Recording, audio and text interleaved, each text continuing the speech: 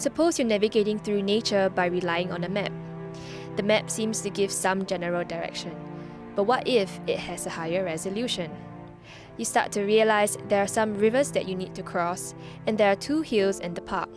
How you wish you had the details earlier.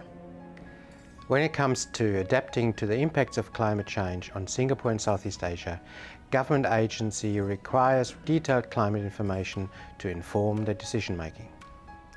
However, global climate models, or GCMs, are unable to provide such details due to their low resolution.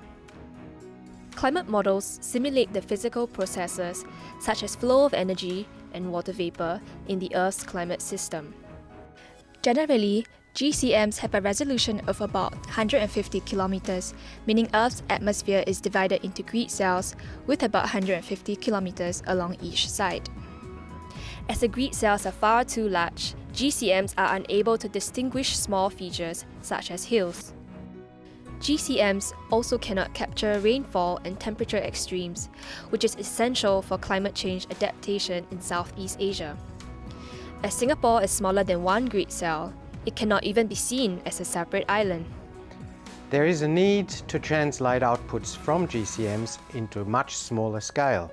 This process is called downscaling.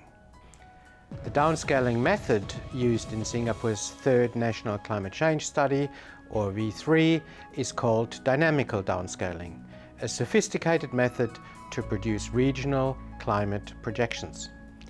The climate simulation requires massive supercomputing resources, involving Singapore's most advanced supercomputers at the National Supercomputing Centre.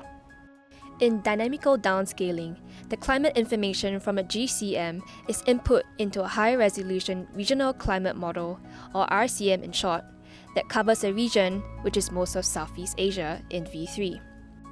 The process of dynamical downscaling begins with a GCM providing the initial conditions such as winds and temperature to the RCM.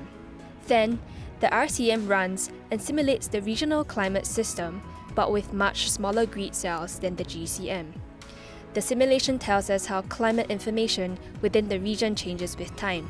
Throughout the simulation, climate information from the GCM is routinely fed into the RCM at the boundaries, so that regional simulations are in sync with global simulations. For Singapore, the downscaling process in V3 is performed in 2 phases. First, the coarse resolution GCM outputs are downscaled to a 8 km resolution for most of Southeast Asia. Next, the high-resolution regional information is input into a local RCM at 2 km resolution to produce very high-resolution projections for Singapore, Peninsular Malaysia, and Sumatra. The very high-resolution data will then enable government agencies to better understand the local impacts of climate change and aid them in climate adaptation planning. Interested in using V3 data for climate impact studies, or simply curious about Singapore's future climate? Email us or visit our website.